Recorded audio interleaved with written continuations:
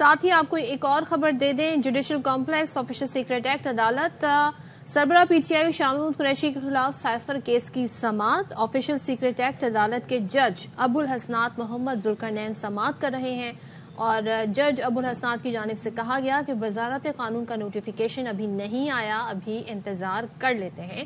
ہمیں رات تک معلوم نہیں تھا کہ کیس کی سماعت جیل میں ہے یا عدالت میں، یہ وکیل کی جانب سے کہا گیا۔ تو مزید اس پر کیا کارروائی ہوئی ہے بات کریں گے فاروق حجاز سے۔ جی فاروق۔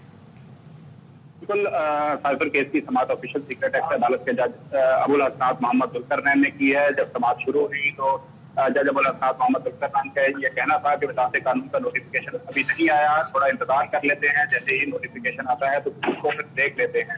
عدالت کے ساتھ ہی ساتھ وکیل سکندر ذوالقرنین تھے، انہوں نے عدالت سے یہ کہا کہ عدالت نے جو گزشتہ سماعتیں ہوئی اس میں ملزمان کو پیش کرنے کا بھی حکم دیا تھا، لیکن عدالت کا جو ہے وہ ملزمان کو پیش کرنے کا حکم ابھی بھی قابل اطلاق ہے۔ وکیل سکندر ذوالقرنین نے یہ کہا کہ گزشتہ سماعت پر سپرنٹینڈنٹ جیل سیکیورٹی بنیاد پر جو ہے وہ ملزمان کو پیش نہ کرنے کے حوالے سے خط بھجوایا، اور سیکیورٹی تھریٹ کے ساتھ جو سپورٹنگ ڈاکومنٹس ہیں وہ بھی ہونے چاہیے تھے، جس پر جج ابو الحسنات محمد ذوالقرنین نے یہ کہا کہ سپورٹنگ ڈاکومنٹس جو ہیں وہ خط کے ساتھ موجود تھے۔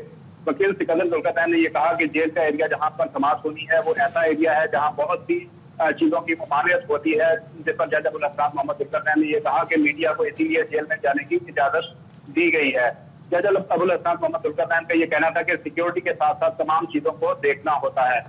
وکیل علی بخاری نے اپنے دلائل دیتے ہوئے یہ کہا کہ عدالت کا گزشتہ حکم نامہ جو ہے وہ جامع نہیں تھا۔ شریک ملزم شاہ محمود قریشی کی سیکیورٹی کے حوالے سے کوئی بھی چیز جیل انتظامیہ نے نہیں بتائی، نہ ہی جیل انتظامیہ نے یہ بتایا کہ شاہ محمود قریشی کو عدالت میں پیش کیا جا سکتا ہے یا نہیں۔ وکیل علی بخاری کا یہ کہنا تھا کہ عدالت نے بھی گزشتہ فیصلے میں شاہ محمود قریشی کے حوالے سے صرف ایک لائن لکھی، جس میں یہ کہا گیا کہ شاہ محمود قریشی کو بھی کا ٹرائل بھی چیئرمین پی ٹی آئی کے ساتھ ہی اڈیالہ جیل میں کیا جائے گا۔ وکیل علی بخاری نے یہ کہا کہ شریک ملزم شاہ محمود قریشی کے حوالے سے ایک بھی ڈاکومنٹ ابھی تک عدالت کے سامنے پیش نہیں کیا جا سکا، کم از کم ای کورٹ کے ذریعے ہی ملزمان کی عدالت میں حاضری لگوا دی جاتی۔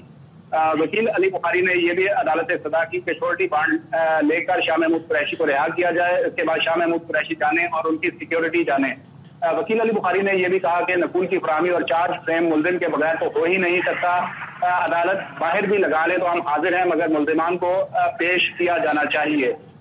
وکیل علی بخاری کا یہ کہنا تھا کہ 9:30 بجے سے زیادہ کا وقت ہو چکا ہے، لیکن وزارت قانون کا ابھی تک نوٹیفیکیشن نہیں آیا، عدالت آرڈر پاس کرے، جس پر جج ابو الحسنات محمد ذوالقرنین کا یہ کہنا تھا کہ عدالتی اوقات کا انتظار کر لیتے ہیں۔ تھینک یو سو مچ فاروق حجاز، ہمیں بتا رہے ہیں۔